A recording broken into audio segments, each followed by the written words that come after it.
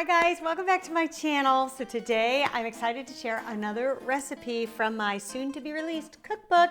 It'll be out in almost a month. I cannot believe the day is almost here. But you can still pre-order. The link is in the description. And if you want a signed copy, you can do that too. There's a store in Los Angeles that will be offering signed copies, so it's not too late to get yours if you'd like one. So today I am going to show you how to make these delicious show-stopping almond croissants.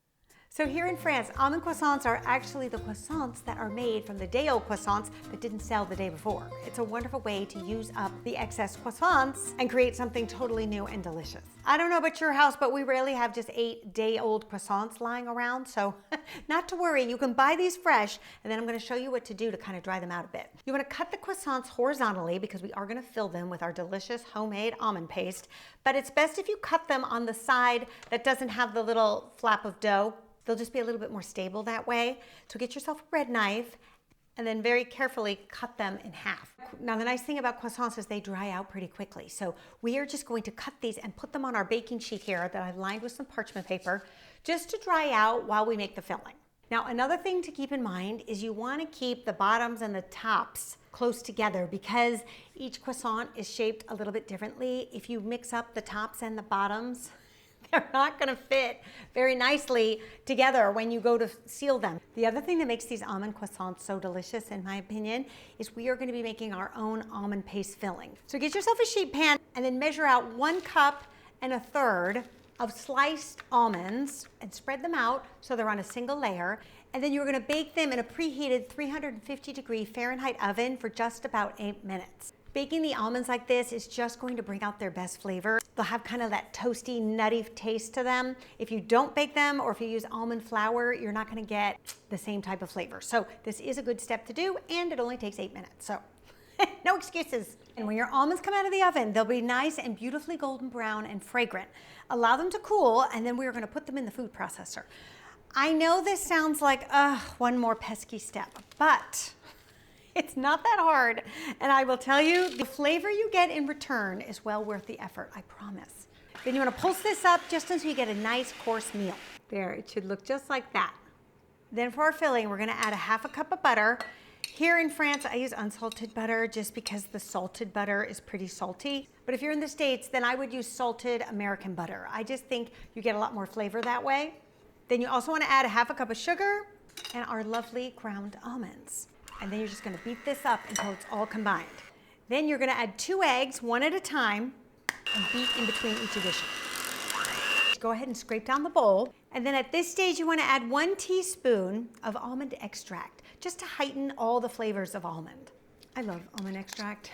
I'm so glad I can get it here in France. It's such a wonderful springtime flavor. And then also add a pinch of salt, the beet. And then the last thing is a 1/4 cup of all-purpose flour. There, your filling is done. Now we're gonna fill the croissants. All right, at this stage, make sure your tops and your bottoms are matching. Then you can remove the top and add about 2 tablespoons of the filling.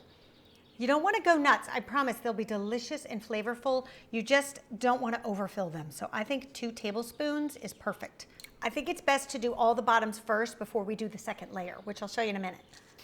Just keep in mind as you're doing this, you're gonna need a little bit of filling, about 1 tablespoon per croissant for the top layer. So don't fill all the filling in the croissants. You're gonna need some at the end. Okay, then for the top layer, you're gonna take another tablespoon and just spoon it over the top. Start on the middle of the croissant and sort of spread it in each direction. It doesn't need to be perfect because we are gonna cover this with some almonds. And as it bakes, it'll sort of bake in together and look really beautiful and delicious. Now, if you were making these ahead of time, I'd say like an hour or so ahead, you could just pop this whole thing in the fridge like this and not cover it. If you're doing it the day before and they're gonna sit in your fridge overnight, I would tent it loosely with a little bit of foil, just so that you don't smush the almond paste that's on top. Or alternatively, you could put them in the fridge without the topping on it, and then right before baking, allow your filling to come to room temperature and then put it on top with the nuts. You could do that too. Okay, in the oven they go at 350 degrees Fahrenheit, just for about 16 to 18 minutes until they're nice and golden brown and set. And then let them cool just for a few minutes, and then you can dust them with a little bit of the signature powdered sugar. These look too good to pass up. I think I need to try one. But see, once you let them cool, anything that dripped over the side, it just bakes right on and it's easy to kind of pull off. They're so good. It's a flavor explosion between the flaky croissant, the homemade almond paste, and those crunchy almonds on top. This would be a winner for Mom on Mother's Day, or really for anybody on any day. And if you haven't pre-ordered the cookbook, you can do so now. The link is in the description, or if you want a signed copy from me, that link is also in there. All right, you guys, I'll see you back here next time. Bye.